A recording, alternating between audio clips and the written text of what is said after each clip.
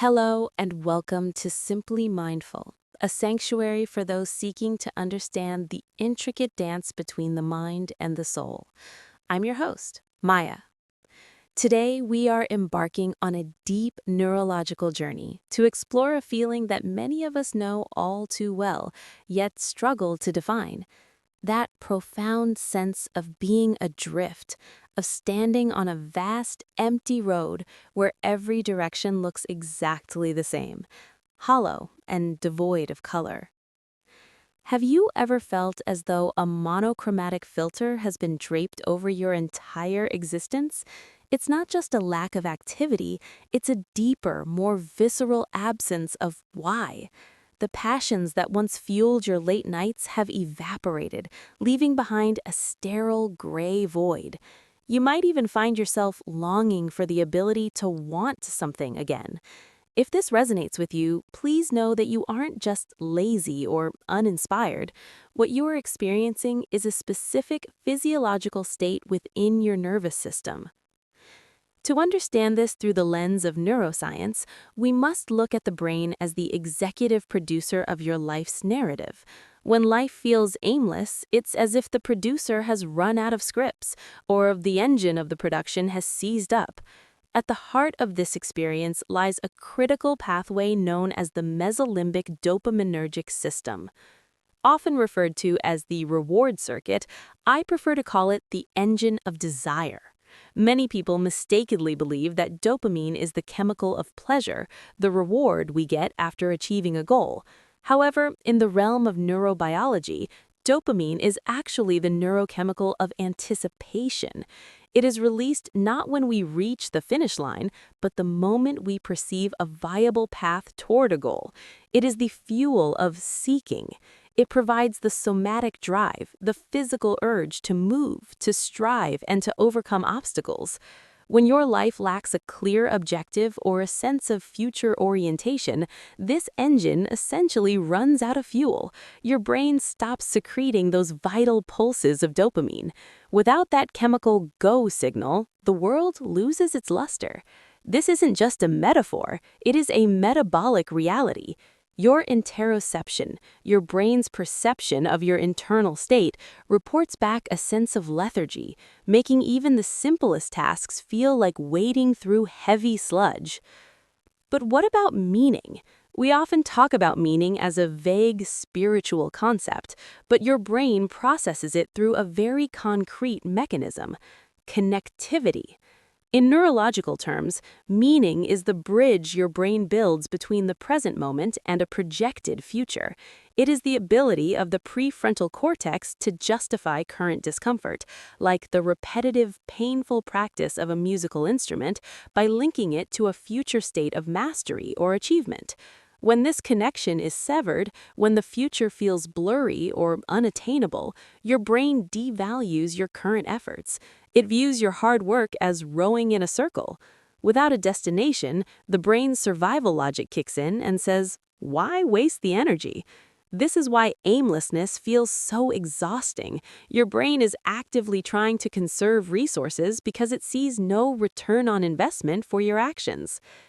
There is another critical player in this story, the default mode network, or DMN. This is a large-scale brain network that becomes active when you aren't focused on the outside world, when you're daydreaming, reflecting on the past, or envisioning the future. Think of the DMN as your internal storytelling studio. It's the part of your brain that constructs your sense of self. It weaves your experiences into a coherent autobiography, making you the protagonist of your own life. However, when you are lost in a sea of purposelessness, the DMN begins to stutter. The storytelling stops. The narrative arc of your life feels fractured. You no longer feel like the lead actor, you feel like a background extra in a movie that has no plot. This loss of narrative continuity is what creates that terrifying sense of hollowness. So, we find ourselves in a difficult position. The dopaminergic engine is dry, the map of meaning is faded, and the storyteller is silent. In this state, being told to just think positive or set a huge goal can actually be neurobiologically counterproductive. It's like asking someone to win a marathon when their legs are paralyzed. How do we begin to restart a system that feels completely shut down? We don't start with grand visions, we start with the smallest possible dopamine microdrops. Now, when we find ourselves trapped in this state of neurological stagnation, the most vital question we must ask is not, what is my grand life purpose, but rather, how can I rotate the first small gear without causing the entire engine to seize? As your host, Maya, and through the lens of Simply Mindful, my recommendation is grounded in rigorous neurobiology. You must intentionally and radically lower the bar. In this moment, your mesolimbic system, that engine of desire we discussed, isn't looking for a grand prize. It is looking for a proof of life. It needs a signal that the system is still capable of functioning, even at its most rudimentary level. The strategy we must employ is what I call microdosing dopamine through action. When your brain is severely depleted of this neurotransmitter, attempting a high-stakes task is a recipe for failure. Why? Because the amygdala, the brain's fear center, perceives the magnitude of a big goal as a threat. It triggers a stress response that further paralyzes your executive function. Instead, we focus on micro-actions.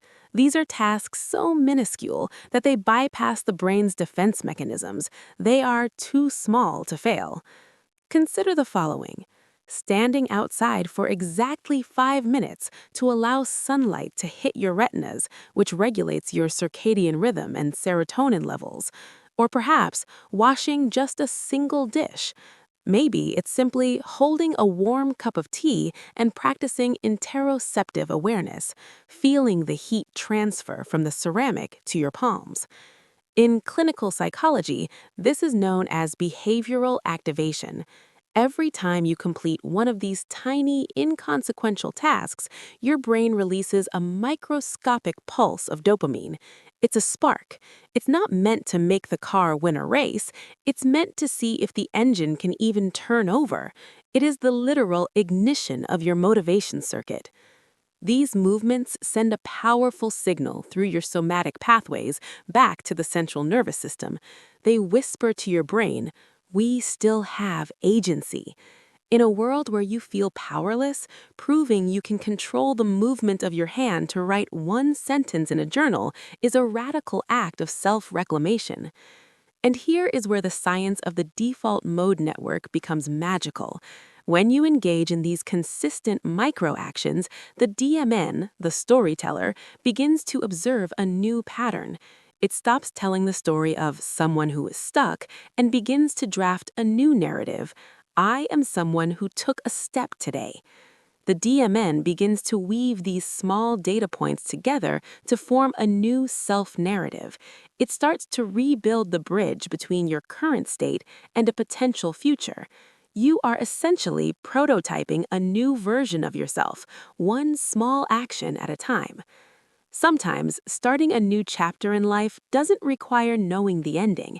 It requires the courage to make one intentional, mindful movement that proves you are still here, still breathing, and still capable of evolution. Before we move into the next phase of our journey, I want to leave you with a question to ponder. How can a single 5-minute change in your routine today begin to recalibrate your brain's architecture for long-term meaning? This is a path of patience and radical self-compassion. I am Maya, and you are listening to Simply Mindful. Stay tuned as we dive even deeper into the neurochemistry of resilience in the next segment. These small physical movements send a powerful signal through your somatic pathways back to the central nervous system. They whisper to your brain, we still have agency. In a state of aimlessness, we often feel like victims of our environment. But when you move your body with intention, even if it's just to stretch for 30 seconds, you are reclaiming your autonomy. We must understand that our brain's perception of meaning is not just an intellectual exercise, it is a somatic experience. When you lack a goal, your body enters a state of high arousal or shutdown. By performing micro-actions, you are essentially bottom-up regulating your nervous system. You are teaching your brain that it is safe to be active again. And here is where the science of the default mode network becomes magical. As I mentioned earlier, the DMN is your internal storyteller. When you are lost, this storyteller goes silent or starts telling a tragic tale. However, when you engage in these consistent micro-actions, the DMN begins to observe a new pattern. It stops telling the story of someone who is stuck and begins to draft a new narrative. I am someone who took a step today. The DMN begins to weave these small data points together to form a new self-narrative. You are essentially prototyping a new version of yourself, one small action at a time. It's about building a bridge of evidence that leads back to your sense of self. Sometimes starting a new chapter in life doesn't require knowing the ending. It requires the courage to make one intentional, mindful movement that proves you are still here. This is the essence of being simply mindful. It's not about ignoring the void. It's about building a small campfire in the middle of it. As we move deeper into this exploration, we must ask, what happens when these micro-wins start to accumulate? How does the brain transition from survival mode back into thriving mode? This is where the concept of neuroplasticity comes in. Every time you choose to wash that one dish or take that one breath, you are physically rewiring the circuits of your brain. You are strengthening the neural pathways that connect effort with reward. In the next segment, we will explore the long-term effects of this practice and how to cultivate a sustainable meaning that doesn't rely on constant external success, but rather on an internal state of being. As we approach the final chapter of our journey today, I want us to lean into the silence for a moment. We have discussed the dry engine of the Mesolimbic Dopamine System, the fractured stories of the default mode network, and the power of somatic micro-actions. But the ultimate goal of Simply Mindful is not just to fix a temporary state of aimlessness. It is to cultivate a brain architecture that can sustain meaning even when the external world feels chaotic. How do we move from these tiny sparks of dopamine to a roaring fire of purpose? The answer lies in neuroplasticity. Your brain is not a static organ. It is a dynamic, ever-changing landscape. When you consistently perform these micro-actions, when you choose to engage with life despite the gray filter, you are performing neural pruning. You are weakening the pathways of despair and strengthening the pathways of interoceptive resilience. Over weeks and months, these small drops of dopamine begin to recalibrate your reward baseline. You start to find that the world isn't just less gray, it's starting to show flashes of color again. You find that your curiosity, which had been dormant, begins to flicker back to life. This is the brain transitioning from a state of threat-based survival to discovery-based growth. In this state, meaning is no longer a destination you are trying to reach. Instead, meaning becomes a process of orientation. It is the feeling of being aligned with your own nervous system. When you are simply mindful, you realize that you don't need a massive, world-changing goal to feel significant. Significant meaning can be found in the way you breathe, the way you listen, and the way you show up for yourself in the smallest moments of the day. Consider the concept of interoception one more time. It is your brain's ability to sense the internal state of your body.